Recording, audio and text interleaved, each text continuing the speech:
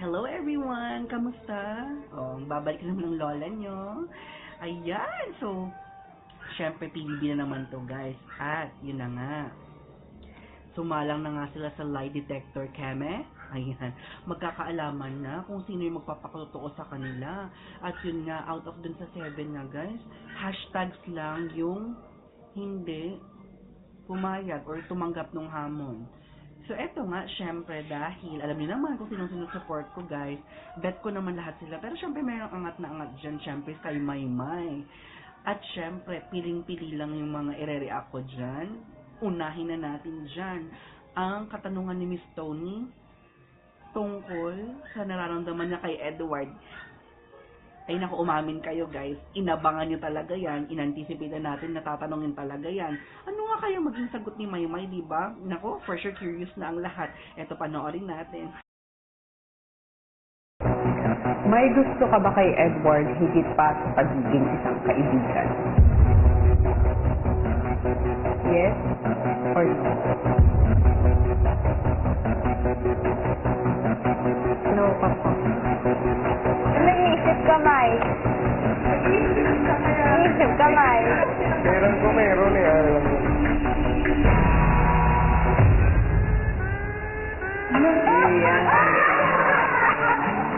No, bakit?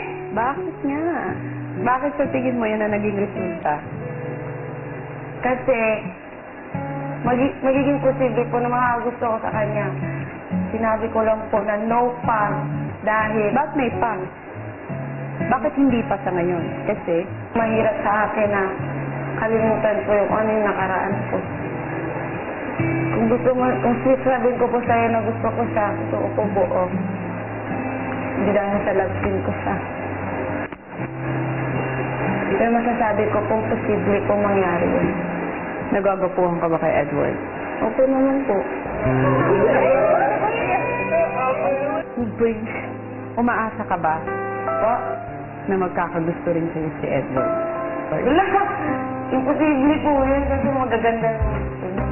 Walang imposible sa mundo, Maymay. Pinapawisan ka ba?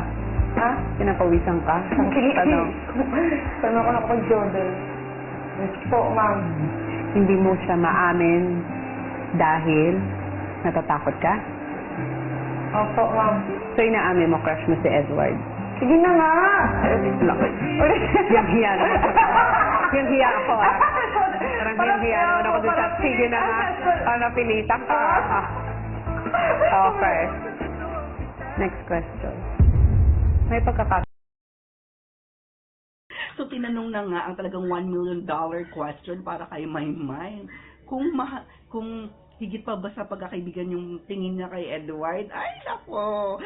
Tandaan nyo, at for sure, nako, huwag na kayong dyan, magkunwarian dyan. Feeling ko hindi kayo nakahinga, no? Tapos, ina-expect niya sa sagot niya, oo. Ang nakuha natin, no pa po. Pero at least hindi niya sinabing no. May chance kasi may pa. Ibig sabihin, hindi pa sa ngayon, ganun, pero pwede. Di ba yun yung ibig sabihin nun? At yun lang nga guys, nakita niyo ba kung paano mag-react yung mga ibang housemates? Nakakaloka kasi alam na alam nila na may something. At for sure naman pag si Edward yung tinanong dyan, kung ganun din naman, ganun din maging reaction nila, hindi nila pwedeng itago. Yung nakitang chemistry talaga, sobra-sobra to sa Mayway, di ba? Kaya yun, syempre, sila, di ba, yung mga housemates nag-react pa nga na parang medyo pero ayaw lang nang sabihin. Syempre, tinanong ni Tony, syempre, chikadora din si Tony, di ba? At feeling ko bet niya rin ang Mayway. Kaya hindi niya tinantanan. Ano ka ngayon, May? Hanggang sa dulo, bigla na lang napaamin din. Kung sa crush mo nga, oo na lang daw. At oo na lang daw. Yung totoo, kinikilig din si Maymay niyan. Pero nakakaloka, diba? Pero, in fairness, gusto ko yung sinabi niya, honest naman siya. Hindi siya basta ganun-ganun lang makaget over sa past. Tapos gusto niya, yung hindi ba siya mapipressure dahil kalab team nga lang ni si Edward, pero dahil talagang nararamdaman na niya. Kaya dun siya aamin, di ba, sa feelings niya. Tama naman talaga yun, di ba? So, wag mamadaliin, ganyan. So, yun yung bet niya. So, yun na nga guys, yun nangyari. Ayan, hanggang, napaamin niya sa dulo, di ba? Wala nang nagawa si Maymay. Tapos, ano pa ba yung part na,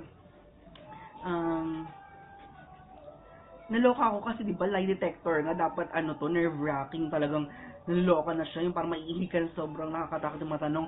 Napatawa pa niya si Tony, Nagawa pa tumawa, di ba? Nakakaloka. Bilib talaga ako sa iyo, Maymay. Ayan na nga, push natin ang May White talaga, totoo na yan, totoo na. Ayan guys, abang nyo pang ibang videos ko dahil hindi lang ito ang maging reaction ko sa naging resulta or mga sagot niya sa mga questions. So, panoorin nyo yung next ko, diba? Pa-like na lang, pa-subscribe sa channel ko guys sa mga hindi pa nakasubscribe. Nako, itodo na natin ang pag-vote, diba? BB space Maymay to 2366. Ayan.